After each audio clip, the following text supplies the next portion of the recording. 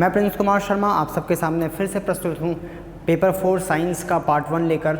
इसमें बेसिकली अगर हम बात करें तो प्रीवियस वीडियोस में हमने जो है मेटल्स और नॉन मेटल्स को हमने कंप्लीट कर लिया था और आज जो है हम मेटलर्जी के स्टार्ट कर रहे हैं। हालांकि मेटल्स में जो है हमने बेसिकली कोरोजन को भी पहले देख लिया था और अलॉयज़ देखना है तो पहले हम मेटलर्जी के पूरे प्रोसेस, धातु कर्म का जो पूरा प्रक्रम है उसको हम समझ लेते हैं। उसके बाद फिर हम लास्ट में मिश्र धातु को पढ़ेंगे, ठीक है।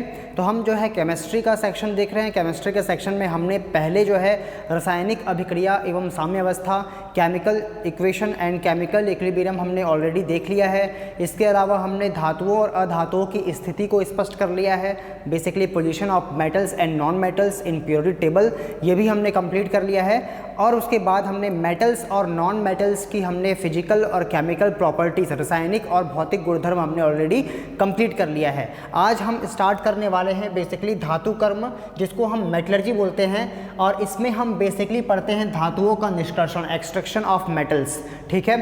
तो बेसिकली धातु कर्म होता क्या है, एक्सट्रैक्शन ऑफ मेटल्स है क्या, क्यों इसकी ज़रूरत है, क्यों हम इसको पढ़ रहे हैं। तो सबसे पहली इंपॉर्टेंट चीज़, जब आप जीएस में आप जो है इकोनॉमिक सर्वे के बारे में जब पढ़ते हैं, छत्तीसगढ़ का इकोनॉमिक सर्वे पढ़ते हैं, चाहे इंडिया का इकोनॉमिक सर्वे पढ़ते हैं, तो उसमें एक चैप्टर होता है मिनरल्स, ठीक है, खनिज।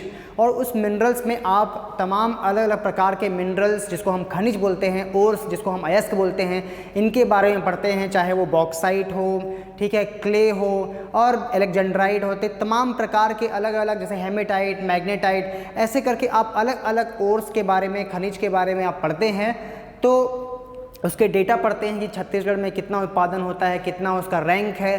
तो बेसिकली उन्हीं मिनरल्स के बारे में हम जो है आज ये पढ़ने वाले हैं कि वो मिनरल्स को एक्चुअली में अगर हम बात करें उन बेसिकली खनिज या अयस्कों से हम कैसे धातुओं को अलग करते हैं। अगर हम बात करें कि एल्यूमिनियम एक धातु है, एक मेटल है, तो उसका जो खनिज है या ओर है, जिसको हम बोलते हैं अयस्क है, वो है बॉक्साइट। और बॉक्साइट से हम कैसे उसका निष्कर्षण करते हैं, उसको एल्यूमिनियम के रूप में एक्सट्रैक्ट करते हैं, इसको हम जो है आज सीखेंगे। तो चलिए स्टार्ट करते हैं धातु कर्म मेटलर्जी। तो मेटलर्जी एक पूरा प्रोसेस है जिसमें हम क्या करते हैं, बेसिकली प्रकृति में कोई भी धातु, कोई भी मेटल्स की अगर हम बात करें, वो फ्री स्टेट में जनरली नहीं होते हैं, सभी के सभी। कुछ तो फ्री स्टेट में होंगे, जैसा कि हम प्रीवियस जो वीडियोस है उसमें बात किए थे। बेसिकली अगर हम देखें तो जो रिएक्टिविटी ऑर्डर ऑफ मेटल्स होता है, धातुओं की जो बेसिकली अभिक्रियाशीलता होती है, उसमें हमने एक टेबल देखा था। उसमें आप ऊपर में आपने देखा था कि जो अत्यधिक क्रियाशील धातु हैं, जो ज़्यादा रिएक्टिव होते हैं, वो ऊपर की ओर थे, और जो कम रिएक्टिव होते हैं वो नीचे की ओर थे, जिसमें गोल्ड, प्लेटिनम, कॉपर। तो ये जो गोल्ड और प्लेटिनम है, ये चाहे सिल्वर है, ये एक्चुअली में आपको फिर भी मुक्त अवस्था में, फ्री स्टेट में बेसिकली मिल जाते हैं। तो अगर हम बात करें कि धातुओं की प्राप्ति हमें किस प्रकार से होती है, अगर ओकरेंस ऑफ मेटल को हम देखें तो आपको ये पता चलेगा कि कोई भी धातु, कोई भी मेटल आपको दो स्थितियों में प्राप्त होती हैं। एक तो पहली है मुक्त अवस्था, जिसको हम फ्री स्टेट बोल रहे हैं, और दूसरी जो है संयुक्त अवस्था, कंबाइंड स्टेट। अब इसका मतलब क्या है, तो मुक्त अवस्था में हम बेसिकली उन मेटल्स को प्राप्त करते हैं जो क्या होता है, लेस रिएक्टिव होते हैं, ठीक है। लेस रिएक्टिव बोलने का मतलब ये कम क्रियाशील हैं। क्या है ये, कम क्रियाशील हैं। अर्थात एग्जाम्पल के तौर पे अगर हम लें तो जैसे कि फॉर एग्जाम्पल AU जो कि गोल्ड, ठीक है, इसके बाद में हम प्लेटिनम को ले लेते हैं और उसके बाद में सिल्वर को लेते हैं। तो ये जो धातु हैं ये एक्चुअली में कम क्रियाशील हैं, ये आसानी से किसी से क्रिया नहीं करते हैं, अभिक्रिया नहीं करते हैं, लेस रिएक्टिव मेटल्स हैं। That is why it is found in free state in the nature. यह प्रकृति में मुक्त अवस्था में मिलते हैं। लेकिन सभी के सभी धातु वैसे नहीं हैं। कुछ धातु अत्यधिक क्रियाशील होते हैं और प्रकृति में मौजूद वायु से या फिर कार्बोनेट से या फिर सल्फाइड से, ऐसे इस तरीके से वो क्रिया कर लेते हैं और वो यौगिक के रूप में, कंबाइंड रूप में, कंबाइंड फॉर्म में, संयुक्त अवस्था में मिलते हैं। तो ऐसे संयुक्त अवस्था में जो आपको मेटल्स प्राप्त होते हैं, कंबाइंड स्टेट में जो आपको मेटल्स प्राप्त होते हैं, उनकी अगर हम बात करें तो ये कौन है, ये बेसिकली हाई रिएक्टिव मेटल्स है। ये कौन है, हाई रिएक्टिव है, अत्यधिक क्रियाशील होते हैं ये, ठीक है, अत्यधिक क्रियाशील होते हैं।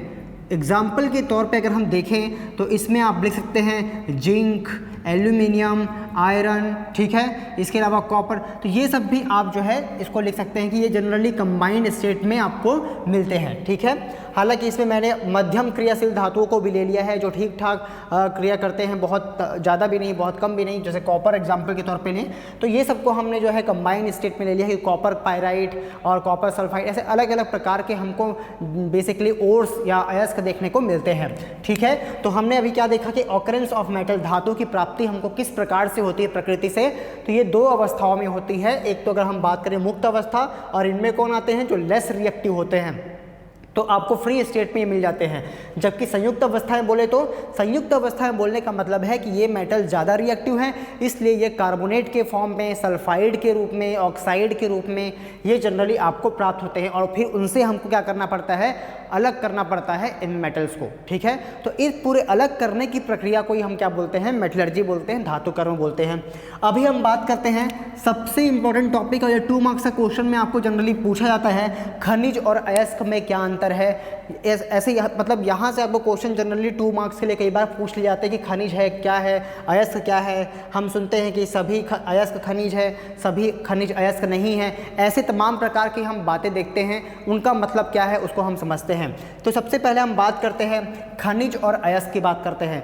तो खनिज जिसको हम मिनरल्स बोलते हैं, ठीक है, और अयस्क जिसको हम ओर बोलते हैं।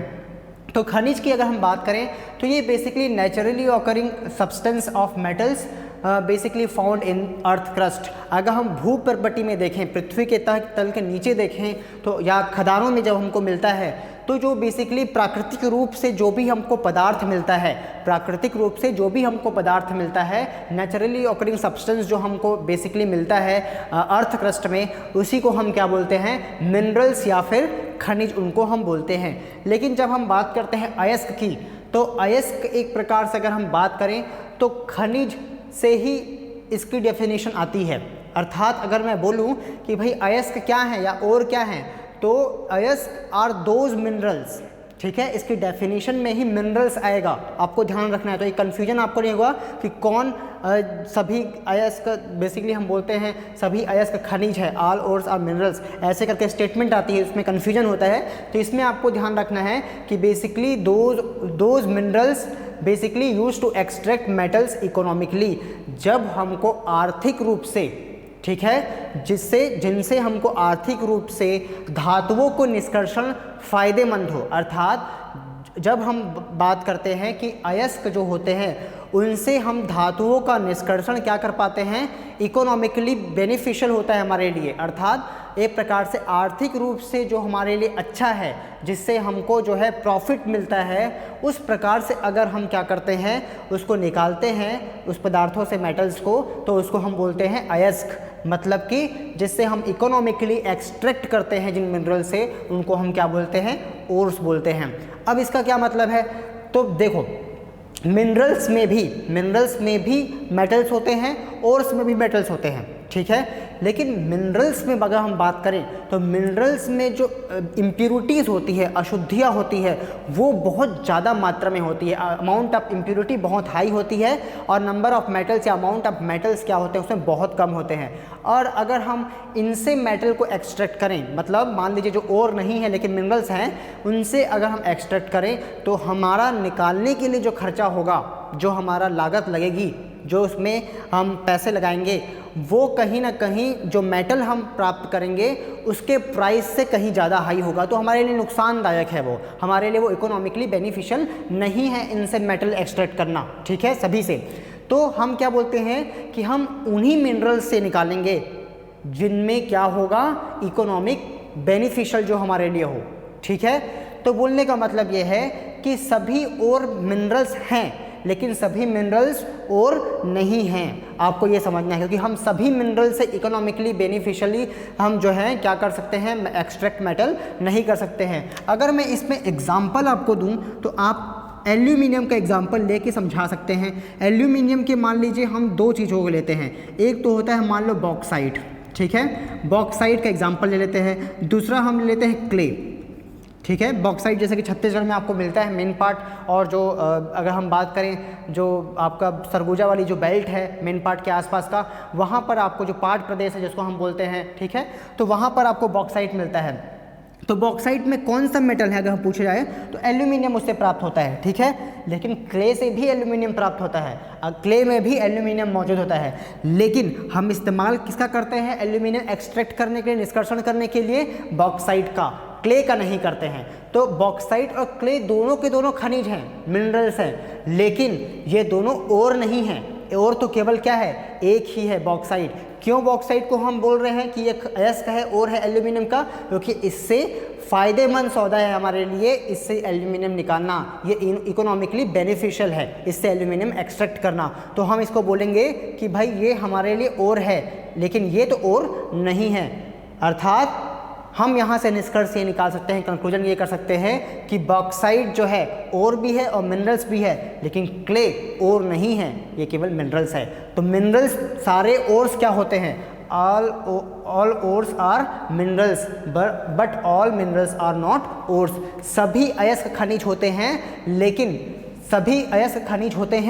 सभी खनिज अयस्क नहीं होंगे, ये आपको ध्यान में रखना है। तो जनरली इससे भी कंसेप्चुअल क्वेश्चन 2 नंबर के क्वेश्चन जो है आपको पेपर में पूछ लिए जाते हैं, तो इनको आपको ध्यान रखना है। मैं फिर से रिवाइज कर रहा हूँ कि अयस्क वो होते हैं जिनसे हम आर्थिक रूप से फ़ायदेमंद तरीके से क्या कर सकते हैं, मेटल्स को निकाल सकते हैं, धातु को निष्कर्षित कर सकते हैं। Ores are basically used to extract metals economically. और यहाँ पर अगर हम बात करें तो ये प्राकृतिक रूप से पाए जाते हैं, तो ज़रूरी नहीं है कि सभी मिनरल्स क्या हो और हों, लेकिन हाँ ये ज़रूरी है, मस्ट है कि सभी अयस्क खनिज होते हैं, ऑल ओर्स आर मिनरल्स, ठीक है। तो आई होप ये चीज़ें आपको क्लियर हो गई होगी। अब हम बात करते हैं आगे कि भाई ओर्स की हमने बात की, हमारे लिए सबसे इम्पोर्टेंट जो एरिया ऑफ इंटरेस्ट है, हमारे लिए क्या इंटरेस्ट है, ओर के बारे में हम बात करेंगे, क्योंकि ओर से ही हमको क्या होता है, फ़ायदा होता है मेटल को एक्सट्रैक्ट करने में, इसलिए हमारे लिए पॉइंट ऑफ इंटरेस्ट क्या है, ओर्स। तो हम ओर्स की बात करते हैं, अयस्क की बात करते हैं। तो अयस्क प्रकृति में कितने रूपों में पाए जाते हैं, तो बहुत सारे रूपों में पाए जाते हैं, लेकिन जनरली अगर हम देखें तो ऑक्साइड के रूप में आपको मिलेंगे, ठीक है, ऑक्साइड के फॉर्म मिलेंगे। जैसे आयरन ऑक्साइड की बात कर लेते हैं, क्यूपरस ऑक्साइड, क्यूप्रिक ऑक्साइड जिसे हम बोलते हैं। इसी प्रकार से सल्फाइड के रूप में मिल सकते हैं और आपको कार्बोनाइट के रूप में मिल सकते हैं। जनरली इन 3 में हम एक्सट्रैक्ट करते हैं, तो इसको हम और भी इसके अलावा भी होते हैं, लेकिन हम जो है हम फोकस इसमें कर रहे हैं। तो अगर हम बात करें कि अयस्क कितने टाइप से मिल सकते हैं, तो जनरली सामान्य तौर पे अगर हम जिनसे क्योंकि मेटल्स निकालते हैं उनकी अगर हम बात करें तो ऑक्साइड के रूप में, सल्फाइड के रूप में और कार्बोनेट के रूप में, ठीक है। तो इन तमाम रूपों में आपको जो है देखने को मिलता है। अभी हम जब सेपरेटली मेटल्स के, खासकर आयरन और कॉपर के एक्सट्रैक्शन को, उसके निष्कर्षण को जब हम पढ़ेंगे तो हम उसके तमाम अलग अलग प्रकार के ओर्स को भी जानेंगे, ठीक है। अभी हम बात करते हैं कि भाई धातु कर्म क्या है। जैसे कि मैंने आपको शुरुआत में ही बताया कि मेटलर्जी है क्या, तो metallurgy is a process of extraction of metal from its ore. धातु को उनके अयस्कों से प्राप्त करने की प्रक्रिया को ही हम क्या बोलते हैं, धातु कर्म। अर्थात धातु कर्म एक प्रक्रिया है जिसके द्वारा हम उनके धातुओं की अयस्कों से धातु को क्या करते हैं, निष्कर्षित करते हैं। तो पूरी प्रक्रिया को ही हम एक साथ क्या बोलते हैं, धातु कर्म बोलते हैं। अर्थात metallurgy is the process of extraction of metals from its ore. तो इसमें कौन कौन से प्रोसेस हैं, अब हमारे सामने क्वेश्चन उठता है, क्योंकि जब हमने धातु कर्म को बेसिकली डिफाइन किया तो हम यहाँ बोल रहे हैं कि भाई ये प्रक्रम है, प्रोसेस है, ये क्या है, एक प्रोसेस है, पूरा का पूरा प्रोसेस। मतलब कि ये कोई एक प्रोसेस नहीं है, इसमें पूरे स्टेप्स हैं, अलग अलग चीज़ें हैं इसमें। तो हमको समझना पड़ेगा 1 बाय 1 कि भाई धातु कर्म में कौन कौन से प्रोसेस काम कर रहे हैं, कौन कौन से प्रक्रियाएं हो रही हैं, ठीक है। तो उसमें बेसिक स्टेप्स की बात करें कि भाई कौन से मेन स्टेप है, मेजर स्टेप, मुख्य चरण क्या है उसके, तो उसमें 3 बेसिकली मुख्य पद हैं, 3 स्टेप्स हैं। वो कौन कौन से हैं, कंसंट्रेशन ऑफ ओर्स, अयस्कों का सांद्रण, ठीक है। यहाँ मैंने ओर्स नहीं लिखा है, तो कंसंट्रेशन किसका, ओर का, अयस्क का सांद्रण आपको याद रखना है, ठीक है। किसका सांद्रण, अयस्क का सांद्रण। ये क्या होता है हम थोड़ी देर में देखेंगे। इसके बाद दूसरा प्रोसेस क्या है, आइसोलेशन ऑफ मेटल्स, किसी किसी बुक में एक्सट्रैक्शन ऑफ मेटल्स भी लिखा होता है, धातुओं का निष्कर्षण या धातुओं को बेसिकली धातुओं का पृथक्करण भी बोल सकते हैं, ठीक है। और तीसरा स्टेप क्या है, प्यूरिफिकेशन, शोधन। तो अगर आपको क्वेश्चन पूछा जाए कि भाई धातु कर्म में या मेटलर्जी में या धातुओं के निष्कर्षण में कौन कौन से मुख्य पद हैं समझाइए, ठीक है। तो ये आपको जनरलाइज करके क्वेश्चन पूछा है, आपको ध्यान रखना है। जब भी आपको मान लो 8 मार्क्स के लिए क्वेश्चन पूछा कि explain the basic steps in the process of extraction of metals, या फिर आपको हिंदी में बोला जाए तो कि धातु कर्म में धातुओं के निष्कर्षण की जो मुख्य पद हैं, मुख्य चरण हैं, उनको बताइए। तो एक्चुअली में आपको इन तीनों को एक्सप्लेन करना है, ठीक है, डिटेल में। अभी हम डिटेल में इनको समझेंगे वन बाय वन। तो सबसे पहले हम आते हैं कि भाई क्या है इनका मतलब। ये तीन मुख्य पद तो हमने बोल दिया, इसके और भी पद हैं, इसके और भी तरीके हैं, उसको हम वन बाय वन देखेंगे।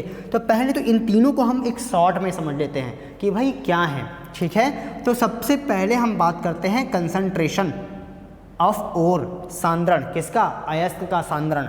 अच्छा, अयस्क जिसको हम ओर बोला हमने, अभी हमने समझा, इसी से हमको मेटल एक्सट्रैक्ट करना है। अभी सबसे पहला जो स्टेप होता है कंसंट्रेशन, उसमें सबसे पहली बार में हम क्या करते हैं, क्योंकि हम जानते हैं कि प्रकृति में जो नेचर में जो हमको ये मिलता है और वो एक्चुअली में क्या होता है, बड़े बड़े स्टोन्स, पत्थरों के रूप में मिलता है। अब उन ओर्स को या पत्थरों को हम क्या करते हैं, पहले क्रश करते हैं, पाउडर फॉर्म में कन्वर्ट करते हैं। तो सबसे पहला स्टेप यहाँ पर क्या होगा, सबसे पहला स्टेप होगा क्रशिंग। क्या होगा पहला स्टेप, मतलब कंसंट्रेशन ओर में सबसे पहले तो क्या होगा, क्रशिंग होगा। क्रशिंग का मतलब क्या होता है, बारीक पीसना, ठीक है। क्या होगा इसका मतलब, इसका मतलब होगा पीसना। किसको पीसना, क्योंकि मैं क्या बोल रहा हूँ कि भाई जो ओर होगा, अयस्क होगा, ये अयस्क बड़े बड़े टुकड़ों में होता है, लार्ज स्टोन स्ट्रक्चर में होता है। अब उसको क्या करना होता है, फाइन पाउडर में हमको छोटे छोटे जो है पीसेस में या पाउडरली फॉर्म में हमको कन्वर्ट करना होता है। तो उसमें सबसे पहले हम क्रशिंग करते हैं, पीसते हैं, ठीक है। और पीसने के बाद फिर क्या करते हैं, फिर हम उनका सांद्रण स्टार्ट करेंगे, कंसंट्रेशन स्टार्ट करेंगे। तो कंसंट्रेशन क्या है भाई, सांद्रण कौन सा प्रोसेस है, क्या मतलब है इसका। तो इस प्रोसेस की मतलब की अगर हम बात करें कि इसका मीनिंग क्या है कंसंट्रेशन का, तो simply removal of unwanted material, जैसे कि क्ले, सैंड, अवांछनीय पदार्थों का पृथक्करण, ठीक है। क्योंकि अयस्क जो है वो एक्चुअली में किस फॉर्म में है, संयुक्त अवस्था में है, जैसे कि ऑक्साइड के रूप में, सल्फाइड के रूप में, कार्बोनेट के रूप में, ठीक है। उसमें आर्सेनिक है, बहुत तमाम प्रकार की अशुद्धियां हैं, अनवांटेड मटेरियल्स हैं। इनको अलग करना है, इनको उनसे क्या करना है, निकालना है। तो कंसंट्रेशन का मतलब क्या, removal of unwanted material like clay, sand etcetera from its ore, ठीक है। मतलब कि अवांछनीय पदार्थों का पृथक्करण, समझ गया। अब जो अवांछनीय पदार्थ हैं, जो अनवांटेड मटेरियल है या सब्सटेंस है, उनको हम एक शब्द से जानते हैं, वो है गैंग, ठीक है, इंग्लिश में भी गैंग। तो गैंग मतलब क्या, गैंग मतलब इम्प्यूरिटीज़। जो कैसी इम्प्यूरिटीज़, क्ले, सैंड, ऐसे तमाम अलग अलग प्रकार के वोलाटाइल हो, चाहे वो बेसिकली किसी प्रकार के अशुद्धियाँ हों, इम्प्यूरिटीज़ हों, उन सब को निकाल, जो हम बोलते हैं इम्प्यूरिटीज़ कुल मिला के बोलें, या फिर अनवांटेड मटेरियल बोलें, या अवांछनीय पदार्थ बोलें, अशुद्धियाँ बोलें, उनको हम एक टर्म से हम जानते हैं, उसको क्या बोलते हैं हम, गैंग। तो अयस्कों से गैंग को निकालने के प्रोसेस, अयस्क से गैंग को रिमूव करने का प्रोसेस इस basically known as concentration of ore. अयस्कों का उसको क्या बोलते हैं, सांद्रण। तो आपको आई होप सांद्रण का मीनिंग समझ में आ गया होगा। सांद्रण मतलब अनवांटेड मटेरियल को हटाना, ठीक है। अब इस पूरे प्रोसेस के लिए अलग अलग मेथड्स हैं, जैसे method number 1 gravity separation method, गुरुत्वीय पृथक्करण मेथड। मेथड नंबर 2 जिसको हम बोल रहे हैं मैग्नेटिक सेपरेशन मेथड, चुंबकीय पृथक्करण, ठीक है। Method number 3 fourth flotation method, झाग प्लवन विधि। और फोर्थ है आपका केमिकल सेपरेशन मेथड, रासायनिक पृथक्करण विधि। तो ये 4 मुख्य विधियां हैं जिनके द्वारा हम ये काम करते हैं। क्या काम करते हैं, रिमूवल ऑफ अनवांटेड मटेरियल, अवांछनीय पदार्थों का पृथक्करण। अब हम इनको समझते हैं वन बाय वन कि भाई इनकी मीनिंग क्या है और किसके लिए इस्तेमाल करते हैं इन मेथड्स को। तो हमारे लिए मुख्यतः तो अगर हम बात करें तो ऊपर के 3 हैं जो हमारे सिलेबस में काम आते हैं, आयरन और कॉपर में। तो पहले बात करते हैं ग्रेविटी सेपरेशन मेथड की, गुरुत्वीय पृथक्करण मेथड की। तो भाई ग्रेविटी सेपरेशन मेथड में ना हम क्या करते हैं कि जो बारीक पिसा हुआ अयस्क है, क्रस्ट पाउडरली फॉर्म में जो हमारा ओर है, उसको हम क्या करते हैं कि एक टैंक में भरते हैं और उस टैंक में हम पानी के साथ में उसको क्या करते हैं, धोने का काम करते हैं। तो उससे होता क्या है कि जो आपका बेसिकली अगर हम बात करें तो जो भारी चीज़ होगी, भारी जो होगा वो नीचे बैठ जाएगा और जो हल्का होगा वो ऊपर। तो कुल मिला के अगर हम बात करें तो ग्रेविटी सेपरेशन में एक्चुअली में मेटेलिक जो ओर्स होते हैं या मेटल्स वाले जो पोर्शन हैं वो आपके बैठ जाएंगे नीचे, और जो ऊपर तैरेंगे वो क्या होंगे, आपके जो ऊपर फ्लोट करेंगे वो बेसिकली क्या होंगे, गैंग, और वहाँ से उनको हम क्या कर लेंगे, अलग कर लेंगे। ठीक है, तो उसमें ग्रेविटी का इस्तेमाल करिए। और एक्चुअली में क्या होता है, अगर ग्रेविटी किस तरीके से काम करती है तो एक्चुअली में डेंसिटी से काम करती है। तो ग्रेविटी सेपरेशन मेथड का अगर हम फंडामेंटल की बात करें तो उसमें हम घनत्व की बात करते हैं, ग्रेविटी की बात करते हैं। ठीक है, तो gravity difference, sorry density difference. ठीक है, तो ग्रेविटी सेपरेशन में हम बात कर रहे हैं तो घनत्व में अंतर, डेंसिटी डिफरेंस। किसके डेंसिटी डिफरेंस, गैंग और जो आपका मेटल्स है उसका, धातु और अशुद्धियों के बीच जो घनत्व का अंतर होता है उसके आधार पर सेपरेशन होता है। जिनका घनत्व ज़्यादा होगा वो तली में नीचे बैठ जाएंगे, ग्रेविटी ज़्यादा काम करेगी। जिनका डेंसिटी कम होगा वो ऊपर क्या हो जाएगी, तैर जाएगी। तो जो अशुद्धियाँ हल्की हैं वो तो ऊपर तैर जाएंगी और उनको बाहर निकाल लिया जाएगा, और जिनकी डेंसिटी ज़्यादा है खासकर मेटल्स वो नीचे आके बैठ जाएंगे। तो यहाँ से जो अनवांटेड मटेरियल है, कुछ अनवांटेड मटेरियल जो हल्के थे वो बाहर निकल गए। तो इस प्रोसेस में इस तरीके से क्या होगा, काम होगा। तो हमने ग्रेविटी सेपरेशन में बात की किसकी, डेंसिटी की, घनत्व की। तो हम घनत्व का अंतर देखते हैं भाई, किसके घनत्व का अंतर, बेसिकली बात करें तो धातु जो है उसके और गैंग इम्प्योरिटी के घनत्व की, उनके अंतर के बेसिस पे इस प्रोसेस को इस्तेमाल किया जाता है। नाउ अब हम बात करते हैं मैग्नेटिक सेपरेशन मेथड, चुंबकीय पृथक्करण विधि। तो भाई जो चुंबकीय पृथक्करण, चुंबक मैग्नेट से ही संबंध है इसका। जैसे कि आयरन की बात कर लेते हैं या निकल की बात कर लेते हैं, एल्यूमिनियम की बात कर लेते हैं, तो ऐसे कुछ सब्सटेंसेस जो जिनमें मैग्नेटिक प्रॉपर्टी होती है, चुंबकीय गुण होता है, जो चुंबक से आकर्षित होते हैं, ठीक है, अट्रैक्शन होता है जिनका मैग्नेट से, तो ऐसे मेटल्स के कंसंट्रेशन में हम किसका इस्तेमाल करते हैं, मैग्नेटिक सेपरेशन। इस मेथड में हम करते क्या हैं, तो एक्चुअली में कन्वेयर बेल्ट का कंसेप्ट होता है। यहाँ पर इस प्रकार से कन्वेयर बेल्ट होता है और इसमें पाउडरली फॉर्म को रख देते हैं और यहाँ पर मैग्नेट रख देते हैं। तो इससे क्या होता है, जब ये कन्वेयर बेल्ट चलता है, ये गिरेगा तो जो मैग्नेटिक वाला पार्ट होगा, जो मैग्नेटिक मटेरियल वाला पार्ट होगा वो मैग्नेट से अट्रैक्ट होगा और वहाँ पर क्या हो जाएगा, इकट्ठा हो जाएगा। तो और बाकी जो चीज़ें हैं वो वहाँ से आगे गिर जाएंगी। तो अगर हम बात करें कि भाई मैग्नेटिक सेपरेशन में हम किस प्रकार के मेटल्स का इस्तेमाल करते हैं, तो ऐसे मेटल्स का इस्तेमाल करते हैं, ऐसे धातु का इस्तेमाल करते हैं जिसमें चुंबकीय गुण, मैग्नेटिक प्रॉपर्टी होता है, उसमें हम मैग्नेटिक सेपरेशन का क्या करते हैं, इस्तेमाल करते हैं। फ्रोथ फ्लोटेशन बेसिकली झाग प्लवन विधि है।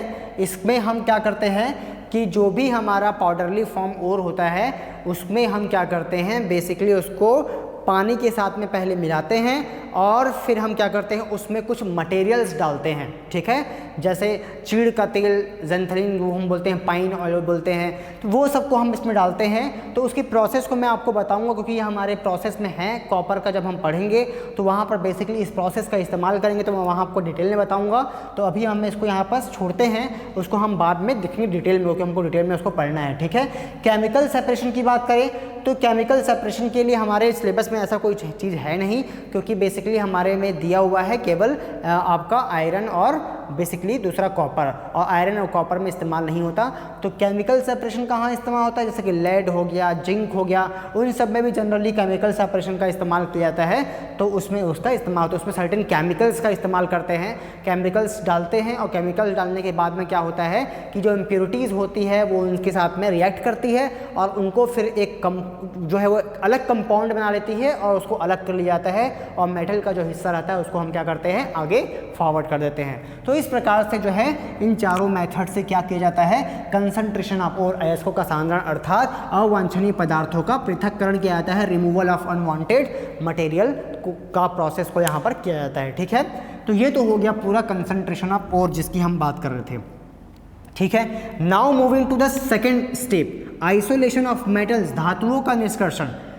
अब ध्यान आपको ये देना है कि जो पहले स्टेप में हुआ वहाँ से जो हमको मिला उसी को हम आगे क्या करते हैं, भेज देते हैं। इसका मतलब कंसंट्रेटेड और सांद्रित जो अयस्क है, जो पहले प्रोसेस से होकर आया है, उसको हम दूसरे स्टेप के लिए भेज देते हैं। मतलब यहाँ पर जो आपको मिलेगा वो क्या मिलेगा, कंसंट्रेटेड और सांद्रित अयस्क। अब ये सांद्रित अयस्क में से हम क्या करेंगे, धातुओं का निष्कर्षण करेंगे। अब इसमें भी 2 सब स्टेप्स हैं, 2 चरण और हैं इसमें। वो क्या है भाई, पहला तो है कन्वर्जन टू ऑक्साइड, मतलब ऑक्साइड में परिवर्तन किनका, जो कंसंट्रेटेड और आए हैं उनका, सांद्रित अयस्कों का ऑक्साइड में परिवर्तन, कंसंट्रेटेड और का कन्वर्जन टू ऑक्साइड। ये अब इसमें 2 प्रोसेस हैं, रोस्टिंग और कैल्सिनेशन। ठीक है, इसको हम थोड़ी देर में समझेंगे कि 2 तरीके, कि 2 क्या हैं और कब किनको इस्तेमाल करते हैं, कि या दोनों एक साथ इस्तेमाल करते हैं, इनको हम थोड़ी देर बाद समझेंगे। इसमें दूसरा स्टेप क्या है, दूसरा स्टेप है बेसिकली रिडक्शन। तो मैंने आपको बताया भाई कि कन्वर्जन टू ऑक्साइड, मतलब ऑक्साइड में बदल रहे हैं, पहले कंसंट्रेटेड और को हम सांद्रित अयस्क को ऑक्साइड में बदल रहे हैं। अब ऑक्साइड मतलब क्या, मेटल ऑक्साइड, धात्विक ऑक्साइड। ठीक है, अब धातु को अलग करना है तो उसके ऑक्सीजन को निकालना पड़ेगा, और ऑक्सीजन निकालने की प्रक्रिया क्या होती है, मैंने आपको रिडॉक्स में बताया था, रिडक्शन और ऑक्सीडेशन। ऑक्सीडेशन मतलब ऑक्सीजन का जुड़ना, रिडक्शन मतलब आपका ऑक्सीजन का निकलना, अपचयन मतलब ऑक्सीजन का निकलना, ऑक्सीजन मतलब और ऑक्सीकरण मतलब ऑक्सीजन का जुड़ना। तो हमको करना क्या है भाई, मेटल का ऑक्साइड है, उसमें ऑक्साइड को निकालना है, ऑक्सीजन को निकालना है, और ऑक्सीजन निकालने की प्रक्रिया को क्या बोलते हैं हम, रिडक्शन। तो अगला प्रोसेस इसी में क्या होगा, रिडक्शन। तो रिडक्शन के बाद आपको क्या मिलेगा, मेटल, लेकिन इम्प्योर मेटल। आपको याद रखना है, यहाँ से आपको क्या मिलेगा, बेसिकली इम्प्योर मेटल मिलेगा। अब उस इम्प्योर मेटल को हम कहाँ भेज देंगे, प्यूरिफिकेशन के लिए। ठीक है, तो पहला स्टेप में कंसंट्रेशन, दूसरा में मेटल को अलग करना, और तीसरे स्टेप में जो इम्प्योर हमको मेटल मिला है, उस इम्प्योर मेटल को हम कहाँ भेज देते हैं, प्यूरिफिकेशन के लिए। ठीक है, तो इस प्यूरिफिकेशन वाले स्टेप को हम लास्ट में देखेंगे। तो अब इसके बाद हम जो है स्टार्ट करेंगे, पहले समझेंगे रोस्टिंग और कैल्सिनेशन को, और उसके बाद फिर हम इस पूरे प्रोसेस को जो है समझेंगे 2 चीज़ों के लिए, एक तो आपका आयरन और दूसरा कॉपर। तो पहले हम इसको समझ लेते हैं कि रोस्टिंग और कैल्सिनेशन अर्थात भर्जन और निस्तापन का मतलब क्या होता है। रोस्टिंग का मतलब होता है बेसिकली, अगर हम बात करें तो इसका मतलब होता है हिंदी में भर्जन, और इसका मतलब होता है निस्तापन। ठीक है, तो इसकी हम बात कर रहे हैं। तो सबसे पहले हम बात करते हैं भर्जन की और निस्तापन की। तो मैंने आपको बताया था कि पहला स्टेप जो होता है वो कंसंट्रेशन का होता है, सांद्रण का होता है, दूसरा अयस्क होता है लोहे का निष्कर्षण, और उसमें हम भर्जन करते हैं या तो निस्तापन करते हैं। अब मैंने आपको ये भी बताया था कि स्टेप 2 जो होता है, जिसमें हम एक्सट्रैक्शन ऑफ मेटल कर रहे हैं, अर्थात निष्कर्षण कर रहे हैं धातु का, उसमें 2 और उपपद होते हैं, जिसमें पहला होता है कि हम ऑक्साइड में परिवर्तन करते हैं। तो ऑक्साइड में परिवर्तन करने के 2 प्रोसेस हैं, एक तो होता है रोस्टिंग और कैल्सिनेशन, दूसरा भर्जन और निस्तापन। तो कब कौन सा इस्तेमाल करेंगे, तो आपको ध्यान रखना है कि भाई भर्जन के प्रोसेस में जो अयस्क होता है, सांद्रित अयस्क होता है, कंसंट्रेटेड और होता है, उसको हीट करते हैं in the presence of air. बोलने का मतलब होता है कि भर्जन में हम सांद्रित अयस्क को बेसिकली क्या करते हैं, वायु की अधिकता में गर्म करते हैं। अब इतना आपको याद रखना है। जबकि निस्तापन की जो प्रक्रिया है, कैल्सिनेशन का जो प्रोसेस है, उसमें कंसंट्रेटेड और को, सांद्रित अयस्क को हीट करते हैं एब्सेंस ऑफ एयर में, या फिर उसके लिमिटेड एयर में। एक प्रकार से बोले तो वायु की कमी में या अनुपस्थिति में। तो दोनों में डिफरेंस क्या है कि रोस्टिंग जो है in the presence of air या फिर ऑक्सीजन, अर्थात वायु की अधिकता में, ऑक्सीजन की उपस्थिति में।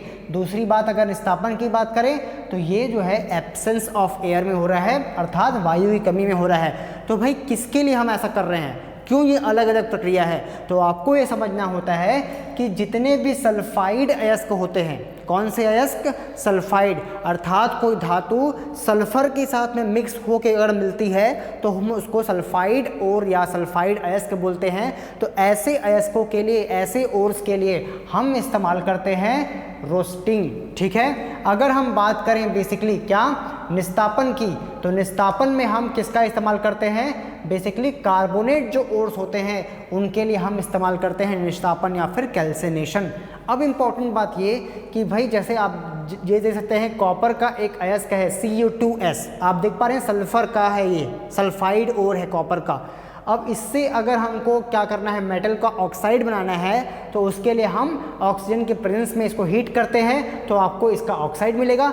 लेकिन सबसे महत्वपूर्ण बात कि यहाँ आपको सल्फर डाइऑक्साइड गैस के रूप में आपको यहाँ पर मिल जाएगी, जो निकल जाएगी, ठीक है। सिमिलरली निस्तापन के प्रोसेस में हमको कोई भी वायु जो है या एयर का प्रेजेंस ज़रूरी नहीं है, वह जो है in the absence of air हो सकता है। और उसमें जब हम उसको हीट करते हैं, जैसे कि मैंने आपको बताया कि भाई कार्बोनेट ओर को हम इस्तेमाल करते हैं, और ये कार्बोनेट है कैल्शियम कार्बोनेट, जब उसको हीट करते हैं तो यहाँ पर कैल्शियम का ऑक्साइड बन गया, साथ ही साथ इसमें कौन सी गैस निकली, कार्बन डाइऑक्साइड। तो निष्कर्ष ये निकलता है कि भाई रोस्टिंग में सल्फर डाइऑक्साइड गैस निकलती है, जबकि इसमें कार्बन डाइऑक्साइड कैल्सिनेशन में, ठीक है। तो आपको ध्यान में ये रखना है कि भाई सल्फाइड ओर्स के लिए हम किसका इस्तेमाल करते हैं, रोस्टिंग का। कार्बोनेट ओर के लिए हम किसका इस्तेमाल करते हैं, कैल्सिनेशन का। इतना चीज़ आपको जो है क्या करना है, ध्यान में रखना है, ठीक है। अब इसके बाद हम बात करते हैं कि भाई यहाँ पर जो प्रोसेस हो रहा है, अब हम जो अगला प्रोसेस है एक्सट्रैक्शन का, उसमें दो मेटल्स के एक्सट्रैक्शन को हमको डिटेल में पढ़ना है। अब वो कौन कौन सा है, एक तो आपका आयरन आता है और दूसरा आपके सिलेबस में बेसिकली किसके बारे में बताया गया है, दूसरा है आपका कॉपर के बारे में। तो आयरन और कॉपर को हमको डिटेल में पढ़ना है। तो मैंने आपको जो बेसिक प्रोसेस आपके सिलेबस में क्लियरली लिखा हुआ है, कौन कौन सा, कंसंट्रेशन का अलग से लिखा हुआ है, सांद्रता, तो मैंने आपको सांद्रता के बारे में बताया। दूसरा जो प्रोसेस था क्या था आपका, रोस्टिंग दिया हुआ है, कैल्सिनेशन दिया हुआ है, मैंने ये भी बताया। तीसरा स्मेल्टिंग भी दिया हुआ है, तो हम स्मेल्टिंग को भी थोड़ी देर में पढ़ेंगे आयरन के अंदर में, ठीक है। तो ये सारे प्रोसेस आपको अलग से भी लिखे हुए हैं, तो मैं इनको भी यहाँ पर साथ ही साथ बताता चल रहा हूँ, ताकि वो आपको अलग से भी पूछा जाए तो आप उसको लिख सकें, ठीक है। तो अभी हम पढ़ रहे हैं, बेसिकली हमारा टॉपिक है एक्सट्रैक्शन ऑफ आयरन, अर्थात लोहे का निष्कर्षण पढ़ रहे हैं, ठीक है। तो सबसे पहले हम जब लोहे के निष्कर्षण हमको करना है, एक्सट्रैक्शन ऑफ आयरन करना है, तो उसके ओर्स को जान लेते हैं, उसके अयस्क को जान लेते हैं। जनरली 2 मार्क्स से क्वेश्चन में ये ओर्स भी पूछ ले जाते हैं। तो आपको ध्यान रखना है कि भाई हेमेटाइट जो होता है, मैग्नेटाइट, सीडेराइट, आयरन पायराइट, ये कुछ मुख्यतः इंपॉर्टेंट क्या हैं, ओर हैं किसके, आयरन के। अभी हम बात करते हैं हेमेटाइट के बारे में। तो हेमेटाइट जो है इसका फॉर्मूला होता है Fe2O3, मैग्नेटाइट का फॉर्मूला होता है Fe3O4, सीडेराइट का फॉर्मूला होता है FeCO3। तो आपको यहाँ 2 चीज़ें देखकर आपको समझ जाना चाहिए कि भाई ये कौन सा ओर है, ये ऑक्साइड ओर है, ठीक है भाई। क्या कौन सा अयस्क है, ये ऑक्साइड अयस्क है, किसका, आयरन का। अभी इसको देखिए सीडेराइट, तो अगर पूछा जाए कि भाई आयरन का कार्बोनेट अयस्क कौन सा है, सीडेराइट, सीडेराइट कार्बन का आयरन का कार्बोनेट अयस्क है। आयरन पायराइट कौन सा अयस्क, सल्फाइड अयस्क, ठीक है। तो इतनी चीज़ें आपको ध्यान में रखनी है कि कौन किसका अयस्क है, क्लियर इतना। अभी हम आते हैं हमारे नेक्स्ट सेक्शन में। तो आप यहाँ पर देखते हैं कि इतना जानने के बाद अब मैं यहाँ आपको बता देता हूँ कि इंडिया में अगर हम बात करें तो हेमेटाइट जो है आपको ज़्यादा मात्रा में मिलता है, ठीक है। मैग्नेटाइट भी मिलता है कुछ जगहों में, लेकिन ज़्यादातर भारत में हेमेटाइट आपको देखने को मिलता है। तो हम जो है यहाँ पर ज़्यादा जो यूज़ करते हैं वो हेमेटाइट का इस्तेमाल करते हैं। बाकी भी मिलते हैं लेकिन उतनी ज़्यादा मात्रा में नहीं मिलते हैं। साउथ में कहीं कहीं पर मैग्नेटाइट भी मिलता है, ठीक है। इसके बाद हम बात करते हैं कि भाई कौन कौन सा जो है यहाँ पर प्रोसेस होगा। तो मैंने आपको बताया था कि जो प्रोसेस है मुख्यतः सबसे पहला तो क्या है, कंसंट्रेशन ऑफ ओर, सांद्रता किसकी, अयस्क की। अभी हम देखते हैं कि इसमें कौन सी प्रक्रिया इस्तेमाल की जाती है। तो जैसा कि मैंने आपको 4 प्रक्रिया बताई थी, एक तो बताई थी ग्रेविटेशनल सेपरेशन मेथड, गुरुत्वीय जो है निष्कर्षण या पृथक्करण विधि। दूसरा मैंने आपको बताया था आपका क्या था, बेसिकली मैग्नेटिक सेपरेशन मेथड, चुंबकीय विधि। और तीसरा मैंने आपको बताया था फ्लोटेशन मेथड, और चौथा था केमिकल। तो इसमें 2 प्रक्रियाएँ यूज़ कर सकते हैं करने के लिए। तो कौन कौन सा, एक तो आपका चुंबकीय वाला भी इस्तेमाल कर सकते हैं, मैग्नेटिक वाला भी इस्तेमाल कर सकते हैं, और दूसरा ग्रेविटेशन वाला भी इस्तेमाल कर सकते हैं, ठीक है। ज़्यादातर केसेस में ग्रेविटेशन का इस्तेमाल होता है आयरन में, क्योंकि आयरन की जो इम्प्योरिटीज़ होती है, उसकी इम्प्योरिटीज़ और आयरन के बीच में डेंसिटी का डिफरेंस, घनत्व का अंतर बहुत ज़्यादा होता है। तो इस मेथड के द्वारा, इस विधि के द्वारा हम आसानी से उसको सेपरेट कर सकते हैं। अब जैसा कि मैंने आपको बताया था भी क्या होता है इसमें, इसमें हम एक टैंक लेते हैं और टैंक में क्या करते हैं, बेसिकली अगर हम बात करें तो इस प्रकार से 2 ओपनिंग यहाँ पर छोड़ देते हैं। अब इस टैंक में हम क्या करते हैं, उसको वाटर के साथ में क्या करते हैं, मिला देते हैं। तो पहली बात तो जब हम कंसंट्रेशन करते हैं तो उसको बारीक पीस लेते हैं, क्रशिंग करते हैं, पल्वराइज कर देते हैं, ठीक है। और जब हम उसको क्रशिंग कर देते हैं, पाउडर फॉर्म में कन्वर्ट करते हैं, जिसको हम पल्वराइजेशन बोलते हैं, पाउडरली फॉर्म में कन्वर्ट करना, तो महीन पीसे हुए अयस्क को, जो पाउडर फॉर्म का ओर है, उसको हम मिला देते हैं यहाँ पर। कुछ और भी केमिकल्स वगैरह मिलाते हैं, ऑयल वगैरह मिलाते हैं। अब इसमें क्या होगा कि जिसकी डेंसिटी ज़्यादा होगी वो बैठ जाएगा नीचे और उसको अलग कर लेंगे, तो मेटल होता है ये। और जो हल्का है वो कहाँ चले जाएगा, ऊपर, और वहाँ से हम उसको अलग कर लेंगे। तो ये प्रोसेस हम इस्तेमाल करते हैं किसमें, बेसिकली ग्रेविटेशन सेपरेशन मेथड में। अब हम आते हैं स्टेप 2 में। क्योंकि हमने कंसंट्रेट कर दिया, सांद्रित कर दिया अयस्क को, ओर का कंसंट्रेशन कर दिया, अब जो कंसंट्रेटेड ओर है, सांद्रित अयस्क है, उसको अगले प्रोसेस के लिए हम क्या करेंगे, भेज देंगे। तो that concentrated ore now move to second stage. और ये सेकेंड स्टेज कौन सा है भाई, आइसोलेशन ऑफ आयरन, लोहे का निष्कर्षण, जहां पर हम सबसे पहले उसको ऑक्साइड में कन्वर्ट करेंगे। और ऑक्साइड में कन्वर्ट करने के लिए हम क्या कर रहे हैं, उसका रोस्टिंग कर रहे हैं। तो भाई मैंने तो यहाँ बताया था कि यहाँ पर सल्फाइड जो है, सल्फाइड के लिए हम रोस्टिंग इस्तेमाल करते हैं, कार्बोनेट के लिए किसका इस्तेमाल करते हैं, बेसिकली कार्बोनेट के लिए हम कैल्सिनेशन का इस्तेमाल करते हैं। तो यहाँ पर इसके लिए क्यों कर रहे हैं, अब एक्चुअली में क्या होता है कि आयरन जो ऑक्साइड है, इसमें कुछ मात्रा में सल्फाइड भी होता है, ठीक है। ज़्यादातर केसेस में अगर हम देखते हैं तो ऑक्साइड के साथ कुछ सल्फाइड और भी मिक्स होता है, इसीलिए हम क्या करते हैं, इसका इस्तेमाल करते हैं। अगर मान लीजिए केवल और केवल सिडेराइट का अगर इस्तेमाल करना होता तो फिर हम कैल्सिनेशन की ओर जाते, ठीक है। क्योंकि ऑक्साइड प्योर खाली ऑक्साइड नहीं होता, कुछ सल्फाइड भी मिलता है, इसलिए हम किसकी ओर जाते हैं, इसकी ओर जाते हैं, ठीक है। अब देखें यहाँ पर तो आपको देखने को मिल रहा है सल्फर भी ऑलरेडी हमने लिया है। अब यहाँ पर क्या होगा, ध्यान समझिए, यहाँ पर कौन कौन सी चीज़ें होगी।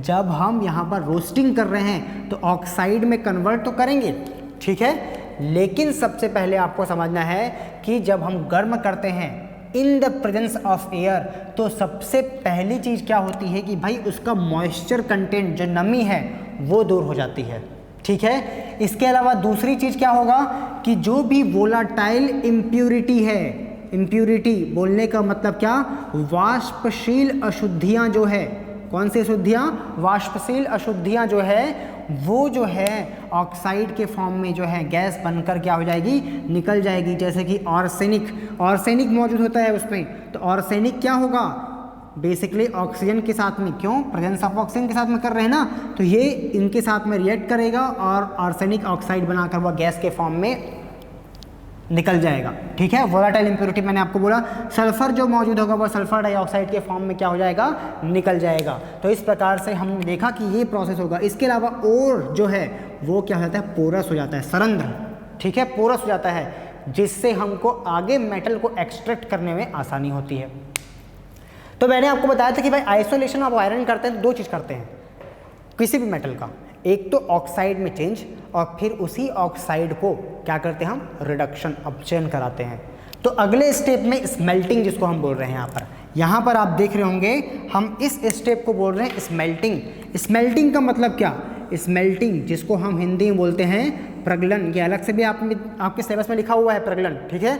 तो प्रगलन का मतलब क्या है, तो प्रगलन एक प्रक्रिया है रिडक्शन की, अपचयन की प्रक्रिया को हम क्या बोल रहे हैं, बेसिकली प्रगलन। अर्थात हम जो है एक ब्लास्ट फर्नेस लेते हैं, वात्या भट्टी, जिसमें जो यहाँ से ऑक्साइड ओर आया है, उस ऑक्साइड ओर को, ऑक्साइड अयस्क को एक भट्टी में, एक फर्नेस में डालेंगे, जिसको हम ब्लास्ट फर्नेस या वात्या भट्टी बोलते हैं, और यहाँ उसका रिडक्शन होगा। अर्थात जो इसका दूसरा प्रोसेस था, कौन सा, रिडक्शन, अपचयन का, वो यहाँ पर होगा। अर्थात ऑक्साइड किसमें बदलेगा, इम्प्योर मेटल में। आयरन अलग हो जाएगा यहाँ से, लेकिन इम्प्योर रहेगा, ठीक है। तो अभी हम समझते हैं स्मेल्टिंग क्या है, बहुत इंपॉर्टेंट प्रोसेस, ठीक है। अभी हम देखते हैं कि भाई ब्लास्ट फर्नेस आपको दिख रहा होगा, एक रफ डायग्राम आपको दिख रहा होगा, ठीक है।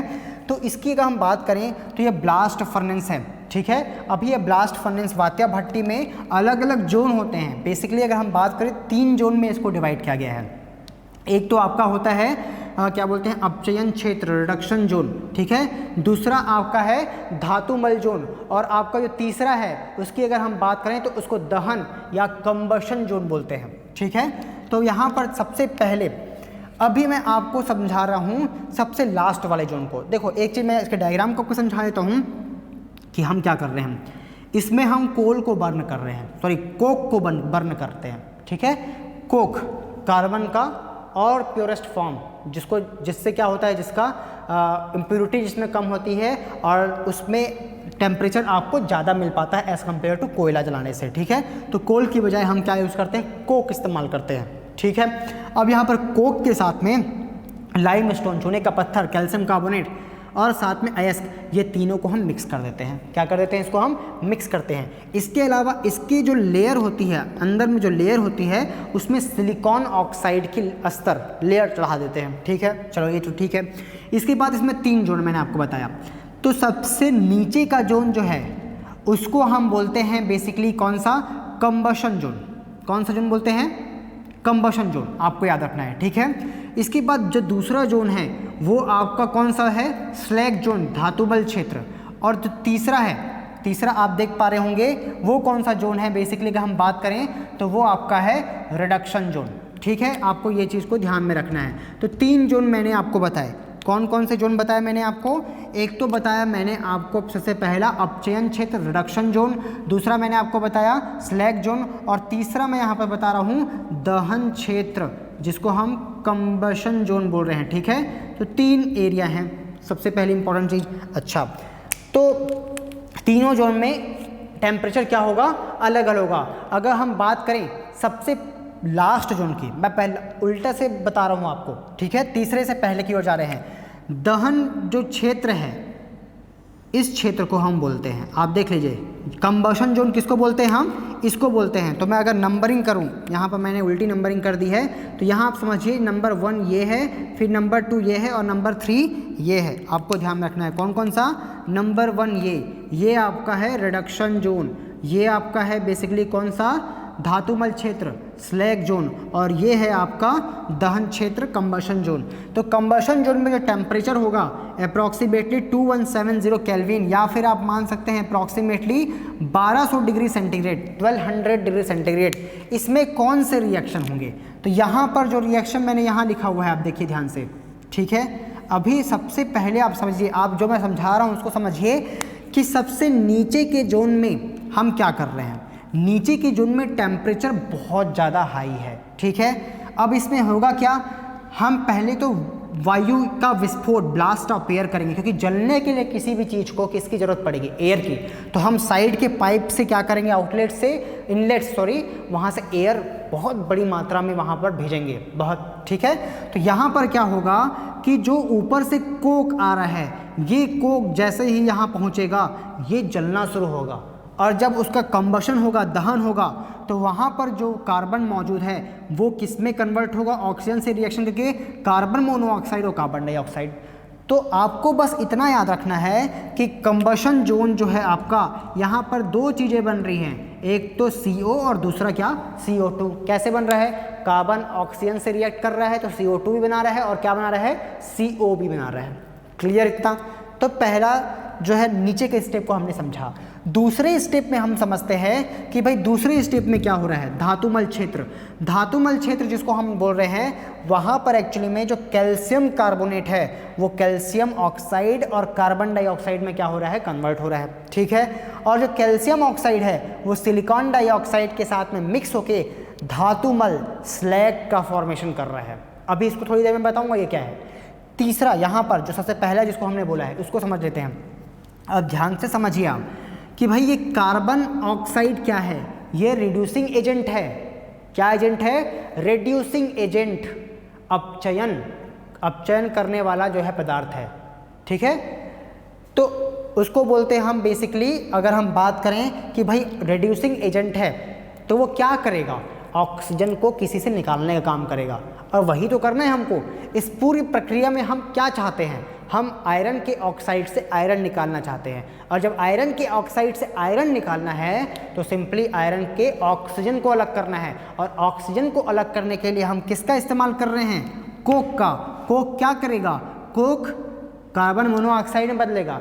कार्बन मोनोऑक्साइड क्या करेगा? तो आपको जवाब यहाँ पर मिलेगा कि भाई जो हमने ऑक्साइड और लिया है वो ऑक्साइड और कार्बन मोनोऑक्साइड के साथ कन्वर्ट होगा और आगे फर्दर रिएक्शन करेगा। ठीक है, तो वहाँ पर से वो बनाता है Fe3O4, लेकिन इसको फिर से आगे वो कार्बन मोनोऑक्साइड के साथ में रिएक्ट करेगा और FeO में कन्वर्ट होगा।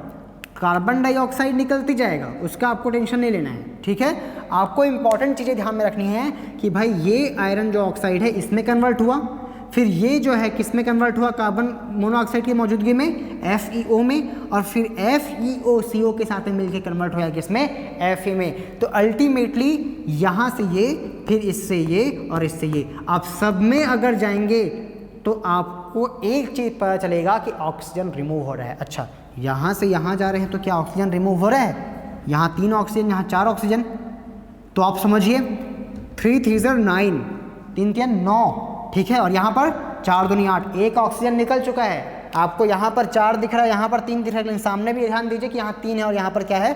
2 है। यहाँ से एक ऑक्सीजन निकला है, मतलब ये रिडक्शन हुआ है। ठीक है, आपको ध्यान रखना है। इसके बाद इससे यहाँ जाए तो यहाँ भी ऑक्सीजन रिमूव हुआ है, इससे यहाँ जाइए तो यहाँ भी 3 स्टेप में होते हुए वो आयरन आपको मिला है।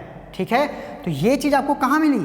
यहाँ पर मिली। कितने डिग्री सेंटीग्रेड में? 400 से लेकर 900 डिग्री सेंटीग्रेड में। तो ये इसको हम केल्विन में दिखाएं तो 1070 केल्विन से लेकर 1270 केल्विन के बीच में जो टेम्परेचर है वहाँ पर ये पूरी प्रक्रिया हो रही है। अर्थात कुल मिलाकर अगर हम बोलें तो दूसरे स्टेप में हमको क्या चाहिए भाई? Fe चाहिए, वो इम्प्योर ही सही, लेकिन Fe चाहिए। Fe कैसे मिलेगा आपको? जब इसके ऑक्सीजन को निकालते जाएंगे। तो इसके ऑक्सीजन को निकालने के लिए आपने क्या किया भाई? CO पैदा किया। CO कैसे पैदा किया? कोक लेकर। कोक नीचे जलना शुरू हुआ, CO बना। CO उसके ऑक्सीजन को हर स्टेप में क्या करता गया? निकालता गया, रेड्यूस करता गया, अपचयित करते गया, और आपको फाइनली क्या मिला? आयरन मिला। तो आपको दिमाग में ये रखना है कि भाई अपचयन हो रहा है, ऑक्सीजन निकलते जाएगा, और ऑक्सीजन निकल के आपको क्या मिलेगा? आयरन मिलेगा फाइनली। ठीक है, आपको फाइनली क्या मिला? आयरन मिला। तो ये 3 अलग अलग जोन है। तो कई बार आपको क्वेश्चन पूछता है कि भाई प्रोसेस ऑफ जो एक्सट्रैक्शन ऑफ आयरन है उसमें ब्लास्ट फर्नेस के अलग अलग जोन में होने वाली अभिक्रियाओं को समझाइए। ठीक है, डिफरेंट जोन में जो रिएक्शंस हो रहे हैं उनको समझाइए। तो आपको इन जोन में होने वाले रिएक्शन को समझाना है। तो सबसे नीचे कोक जलकर CO और CO2 बना, बीच में क्या हुआ? धातुमल, अर्थात मेटल के अलावा हमारे जो वांटेड मेटल है आयरन, उसके अलावा जो भी चीज़ है वो स्लैग के फॉर्म में निकल जाए। तो आप यहाँ पर देखिए, जब वो चीज़ें आपको आयरन जो मिलेगा वो आपके नीचे में मोल्टेन स्टेट, पिघले हुए रूप में मिलेगा। ठीक है, उसके ऊपर क्या होगा? ये उसके ऊपर तैरेगा, स्लैग। ठीक है, उससे हल्का होएगा, और ये जो है उसके ऊपर तैर के उसको अलग कर लेंगे हम यहाँ पर स्लैग के फॉर्म में, और यहाँ पर हम क्या निकाल लेंगे? बेसिकली आयरन निकाल लेंगे, Fe। लेकिन ये जो Fe है, ये Fe क्या है? इम्प्योर है। क्या है ये? इम्प्योर, अशुद्ध लोहा है। कैसा लोहा है वो? अशुद्ध लोहा। अच्छा, उसको एक नाम से बोलते हैं, पिग आयरन बोलते हैं। इस इम्प्योर आयरन को हम क्या बोलते हैं? Pig iron. क्या आयरन बोलते हैं? Pig iron. ठीक है, इसको आपको याद रखना है, अर्थात कच्चा लोहा। हिंदी में अगर बात करें तो इस पिग आयरन का मतलब क्या है? इस पिग आयरन का मतलब है कच्चा लोहा।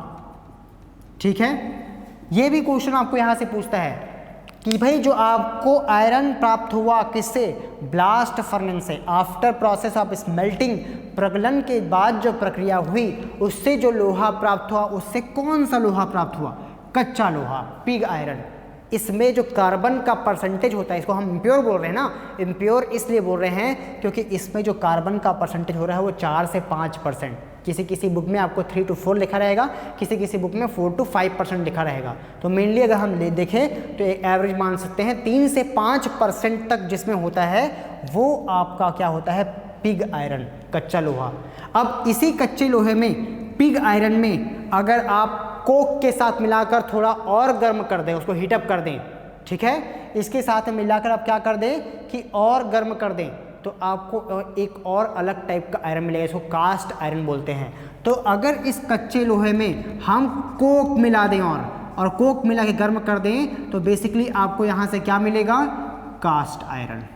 वो कास्ट आयरन क्या होता है भाई, कास्ट आयरन जिसको हम क्या बोलते हैं, एक्चुअली में हिंदी में इसको हम बोलते हैं ढलवा लोहा।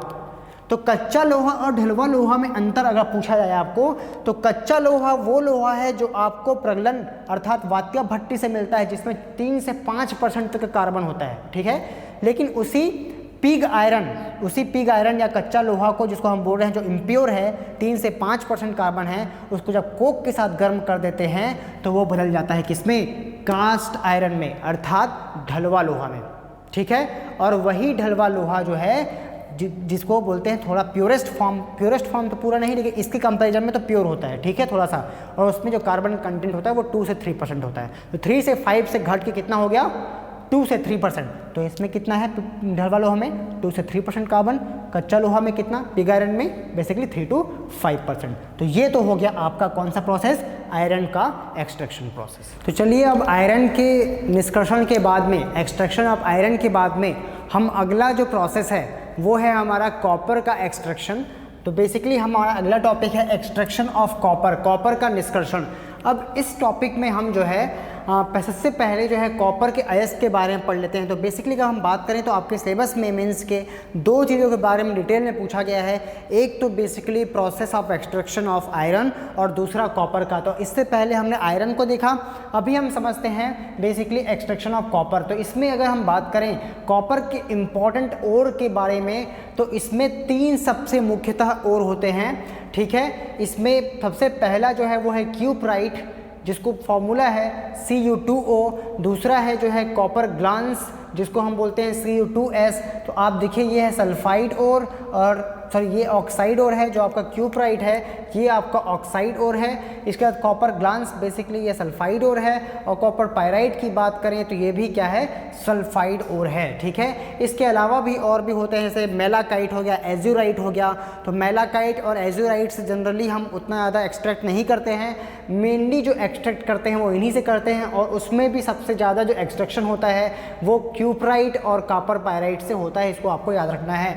कॉपर ग्लांस का भी जो है कहीं कहीं इस्तेमाल होता है कॉपर के एक्सट्रैक्शन के लिए। तो ये 3 मुख्यतः हैं जिनसे बेसिकली एक्सट्रैक्शन होता है। इसके अलावा मेलाकाइट और एज्यूराइट, जो मैंने लिखा नहीं है आप चाहें तो उसे नोट कर सकते हैं, मेलाकाइट और एज्यूराइट ये 2 और अयस्क हैं जो कि कॉपर के हैं, इसको आपको याद रखना है। चलिए अब इसके प्रोसेस के बारे में बात करते हैं कि कौन कौन सी प्रक्रिया इसमें हम जो है अपनाते हैं और कौन कौन से स्टेप्स है जिसका हम इस्तेमाल करते हैं कॉपर के एक्सट्रैक्शन को करने के लिए। तो सबसे पहले अगर हम बात करें पहली प्रक्रिया की, तो वो है कंसंट्रेशन ऑफ ओर, अयस्क का सांद्रण। तो इसमें भी वही फंडामेंटल प्रोसेस है कि पहले हम उसके जो ओर हैं, मान लो हम जो है ये पूरे प्रोसेस में हम कॉपर पायराइट को लेकर जो है स्टार्ट करते हैं। तो कॉपर पायराइट को जब हमने लिया तो सबसे पहले उसके जो ओर है, जो उसका अयस्क है, उसको क्रस्ट करके हम पल्वराइज कर लिए, पाउडर फॉर्म में कन्वर्ट कर लिए, और उसके बाद फिर हम जो है उसका सांद्रण कंसंट्रेशन का प्रोसेस स्टार्ट करते हैं। अब सबसे इम्पोर्टेंट बात कि इसमें जो प्रोसेस इस्तेमाल होता है उसको हम फोर्थ फ्लोटेशन, झाग प्लवन की विधि का जो है हम यहाँ पर इस्तेमाल करते हैं। अर्थात कॉपर के सांद्रण के लिए हम फोर्थ फ्लोटेशन झाग प्लवन विधि का इस्तेमाल हम करते हैं। अब इस विधि में हम करते क्या हैं, आप ध्यान से देखिए। इसमें एक आयताकार टंकी, एक रेक्टेंगुलर टैंक लेते हैं, और उसमें क्या करते हैं आप कुछ देख सकते हैं, इस प्रकार का स्ट्रक्चर है। उसमें बेसिकली हम करते क्या है, नीचे से एक इनलेट होता है जिसमें हम मिक्स वाटर के साथ में और एक ऑयल के साथ में, ठीक है। अब ऑयल तारपिन का, जिसको हम बेसिकली पाइन ऑयल बोलते हैं, और चीड़ का ऑयल बोलते हैं, ठीक है। चीड़ का तेल पाइन ऑयल, जंथेल भी बोलते हैं उसको, ठीक है। तो 2 प्रकार के ऑयल का इस्तेमाल हम करते हैं, एक तो चीड़ का और एक तो बेसिकली बात करते हैं तो तारपिन का, ठीक है।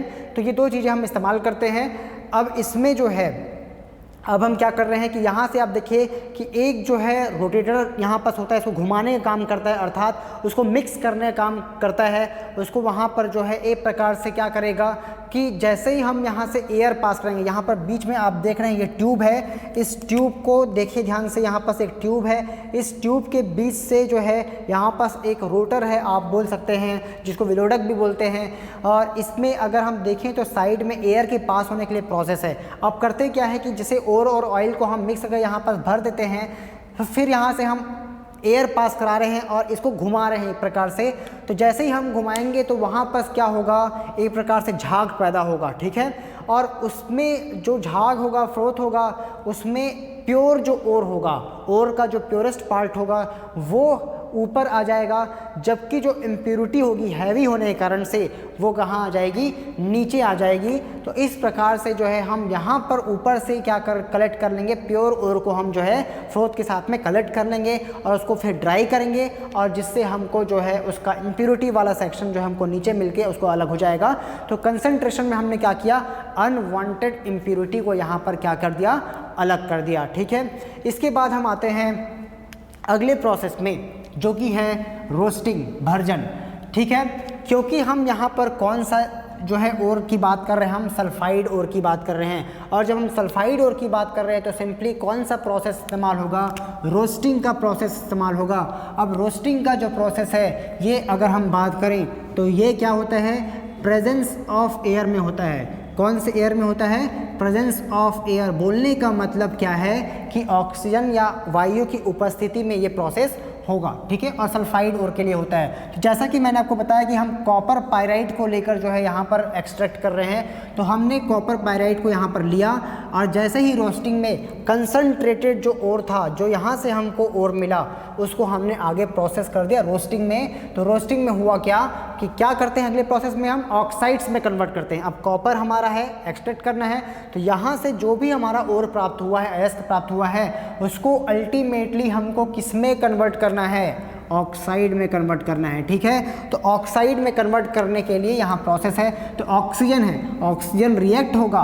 ऑक्सीजन रिएक्ट करने से क्या होगा कि वो बेसिकली क्या करेगा कि जो भी शुरुआत में यहाँ जो भी इम्प्योरिटी है, जैसे कि सल्फर वाली इम्प्योरिटी, ये वोलेटाइल इम्प्योरिटी है, ये क्या हो जाएगी, अलग हो जाएगी। इसके अलावा आर्सेनिक, ये भी क्या होगा, ऑक्साइड बन के अलग हो जाएगा। एंटीमनी, ये भी क्या हो जाएगा, अलग हो जाएगा, क्योंकि ये सारे के सारे वोलेटाइल वाष्पशील अशुद्धियाँ हैं और ये गर्म होते ही गैस के फॉर्म में क्या हो जाएगी, वहाँ से अलग हो जाएगी। इसके बाद जो बाकी बचा हुआ इम्प्योरिटी होगा, जैसे कि इसमें और क्या क्या चीज़ें बची है, जैसे कि फॉर एग्जांपल Fe हमको नहीं चाहिए क्योंकि हमारा ये कॉपर का एक्सट्रैक्शन है, तो Fe हमारे लिए अनवांटेड है। तो Fe जो है पहले यहाँ से क्या होगा कि वो सल्फेट के फॉर्म में भी यहाँ पर देखिए कन्वर्ट हुआ।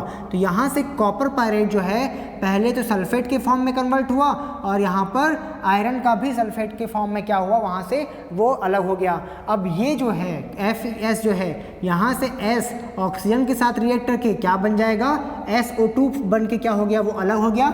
सिमिलरली इसको अगर हम देखें तो इससे जो है ऑक्सीजन रिएक्ट करके क्या के फॉर्म में वो कन्वर्ट हो गया, बेसिकली सल्फर ऑक्साइड के फॉर्म में बन के निकल गया। अल्टीमेटली हमको क्या मिला, Cu2O। बोलने का मतलब कि हमको यहाँ से अल्टीमेटली क्या मिला, अगर हम देखें तो हमको बेसिकली यहाँ से मिला Cu2O जो हमको चाहिए था, ठीक है। तो यहाँ से हमको जो है ऑक्साइड मिला कॉपर का। अब इम्पॉर्टेंट बात ये कि अभी ये प्रोसेस पूरा कंप्लीट नहीं हुआ है। अगला इसमें एक प्रोसेस और है जो है क्या है, स्मेल्टिंग। स्मेल्टिंग में क्या होगा कि जो बाकी बची हुई, देखो पहली बात आपको ध्यान रखना है कि पूरा का पूरा ये कन्वर्ट नहीं हो पाता है, कुछ ये कन्वर्ट डायरेक्टली हो जाता है, कुछ इस फॉर्म में कन्वर्ट होगा और जो इस फॉर्म में कन्वर्ट होगा उसको फिर आगे हम प्रोसेस में भेज देते हैं। तो सबसे पहले जो बचा हुआ आयरन कॉपर पायराइट है, वो कॉपर पायराइट क्या होगा कि यहाँ पर स्मेल्टिंग के प्रोसेस में, जैसा कि हमने प्रीवियसली देखा था आयरन में, वहाँ पर हम वात्या भट्टी ब्लास्ट फर्नेस का इस्तेमाल करते हैं। सिमिलरली